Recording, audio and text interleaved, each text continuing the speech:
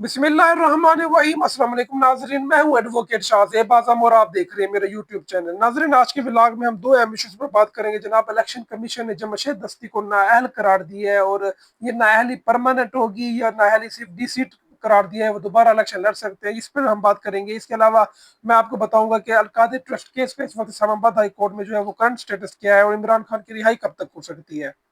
तो जनाब, वीडियो में मजीद आगे बढ़ने से पहले मेरी आपसे रिक्वेस्ट है कि आप मेरे चैनल को सब्सक्राइब कर दें, वीडियो को लाइक कर दीजिएगा और इसको शेयर कीजिएगा और साथ एक छोटा सा कमेंट भी कर दीजिएगा। तो जनाब, सबसे पहले हम बात करेंगे जमशेद दस्ती के केस के बारे में। जमशेद दस्ती साहब NA 175 मुजफ्फरगढ़ से 1,13,000 वोट लेकर ये मुंतखब हुए और इनके पास ना तो बल्ले का निशान था, ना इनकी वो आज़ाद ना कोई कंपेन करने दी गई, ना इनको जो है वो इनका जो इनके पास निशान था ना उसकी प्रमोशन करने दी गई ठीक तरह से। इसके बावजूद जो है वो जमशेद दस्ती साहब निज़ाम के खिलाफ जंग लड़ते हुए ये इलेक्शन जीत जाते हैं। लेकिन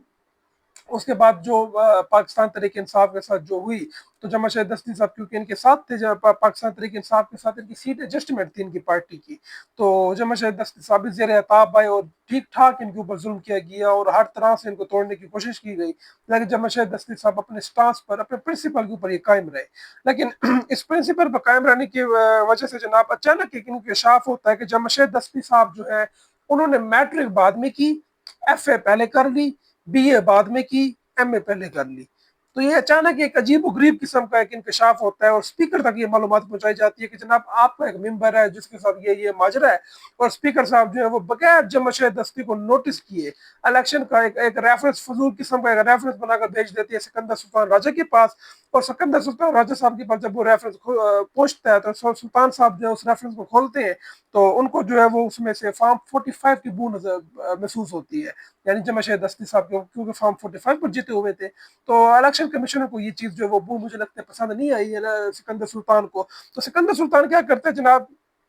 इनको करता है नोटिस, 3 रुकनी बेंच बना देता है अपने कमीशन का। और 3 रुकनी बेंच जो है वो कोई महीना 1.5 महीना समाप्त करता है और 1.5 महीने की समाप्त के बाद जो है वो जमशेद दस्ती को नाअहल करार दे दिया जाता है, इस बेस के ऊपर कि आपके मैट्रिक की सनद के ऊपर नाम ठीक नहीं लिखा हुआ, आपकी मैट्रिक की सनद ही खुद कुछ जाली है उसको, यानी जो बेस होती है ना वो मैट्रिक होती है हमारी, मैट्रिक के बेस के ऊपर हम जाते हैं FA FSC में, फिर BA, फिर MA। जब आपकी बेस ही खत्म हो जाए, जब बेस को ही आप जाली करार दे दें कि इस बंदे ने मैट्रिक ही कभी नहीं की, ये मैट्रिक फेल था, तो इसका मतलब है कि वो जो जो उसकी बाकी वाली मंजिलें हैं वो ऑटोमेटिक खत्म हो जाती है। तो जमशेद दस्ती को इस बुनियाद के ऊपर नाअहल करार दी है और इसकी नाअहली जो है वो अब कुछ लोग अतर मिनल्ला साहब के फैसले के मुताबिक ये नाअहली नहीं है, ये डी सीट है, क्योंकि नाअहली का इख्तियार इलेक्शन कमीशन के पास नहीं है, सिर्फ अदालत कर सकती है नाअहल। तो डी सीट से मुराद ये है कि जवाशेद दस्ती साहब जो है वो डी सीट हो गए हैं, उसके बाद जो अगला इलेक्शन होगा जिमनी इलेक्शन, उसमें ये इलेक्शन लड़ सकते हैं। लेकिन अब क्योंकि वो नाअहल हुए डिग्रियों की बेस के ऊपर, तो इनको सारी बात है कि अगला इलेक्शन भी नहीं लड़ने दिया जाएगा। तो अब इसका जो है वो पॉसिबल हल ये है कि जमशेद दस्ती साहब लाहौर हाई कोर्ट में इसको चैलेंज करेंगे या इस्लामाबाद हाई कोर्ट में करते हैं। वैसे लाहौर हाई कोर्ट बनती है और लाहौर हाई कोर्ट का भी मुल्तान बेंच इसके लिए प्रॉपर फोरम है, तो उस पर जो है वो मुझे लगता है कि इसको स्टे मिल जाएगा। वो मैं इसलिए कह रहा हूँ क्योंकि इनको पहले भी 2010 में इसी केस में इसी जाली डिग्री की बुनियाद के ऊपर नाअहल करार दिया जा चुका है और कोर्ट ने इनको बरी किया था। और सेक्शन 403 हमारा CRPC कहता है कि डबल जियो पार्टी, यानी जो दोहरे एक ही जुराइम के ऊपर जो है वो दोहरी सजा नहीं दी जा सकती। तो जो मशहद दस्ती साहब जो क्लियर जरूर हो जाएंगे, लेकिन अब वो कैसे होते हैं, कब होते हैं, कितना टाइम लगता है, तो ये जो है वो आपको पता है कि हमारे अदालती मामला किस तरह चल रहे हैं। तो दूसरे नंबर पर जनाब हमारे पास केस है Al-Qadir trust case. Al-Qadir trust case में जनाब ये सूरत हाल चल रही है कि इस्लामाबाद हाई कोर्ट नोटिस देकर 9/2/11 हो गई है। यानी इस्लामाबाद हाई कोर्ट, एक आमर फरूक हुआ करते थे इस्लामाबाद हाई कोर्ट में, जिसके बारे में हम बड़ी तनकीद करते थे कि वो उनके इंसाफ देने का वखरा स्टाइल है, लेकिन कम से कम वो इंसाफ देते थे। कम से कम उन्होंने इमरान खान का, चले इमरान खान की बात कर रहे हैं तो इमरान खान का साइफर केस में उनको जो है बरी किया। इसके अलावा जो है वो और बहुत सारे उनको रिलीफ दिए खान साहब को, तो इमरान खान साहब को रिलीफ वहां से जरूर मिलते थे। लेकिन जब से ये डोगर साहब तशरीफ लाई है लाहौर हाई कोर्ट से, इन्होंने जनाब खुद केस लगाना ही छोड़ दिए है। यानी अगर फर्ज करें कोई इमरान खान का केस आया है इनके सामने, तो उसके ऊपर जो है वो पहले आएंगे, देखेंगे कि वकील है नहीं है। वकील अगर है तो वकील को मुझे लगता है कि पता नहीं उसको अचानक क्या हो जाता है इमरान खान का नाम देखकर, और उसके कोई पेट में दर्द हो जाता है, तो डॉक्टर साहब जो है वो 4 हफ्ते के लिए सवाल मुलतवी कि वकील साहब के पेट में दर्द है। اس کے بعد جو ہے وہ کچھ اگر فرض کریں پھر جب کہ 4 ہفتے بعد کیس لگتا ہے تو پھر وہ کوئی جج نہیں ہوتا، یعنی جو جسٹس ڈوگر کے ساتھ والا محمد آصف ہے وہ وہ نہیں ہوتے اینڈ ٹائم پہ، تو پھر کیس ملتوی ہوتی 2 ہفتے کے لیے، پھر 2 ہفتوں بعد جب کیس دوبارہ سماعت کے لیے مقرر ہوتا ہے تو پھر نیب والے جو ہے وہ آ کے کہتے ہیں جی اب ہمیں جو ٹائم چاہیے، ہم نے اپنا نیا پروسیکیوٹر چینج کیا ہے، بغیر وجہ بتائے اپنا جو ہے وہ پروسیکیوٹر بھی باہر سے، نیب کہتی ہے جی ہمارا حق ہے نیا وکیل کرنا، ہمارا حق ہے عمران خان کو سزا دلوانا، تو ہم جو ہے وہ اب نئے پروسیکیوٹر کریں گے جو باہر سے، بغیر وجہ بتائے کہ ہمارے جو اپنے پروسیکیوٹر ہیں وہ کیا نااہل ہے،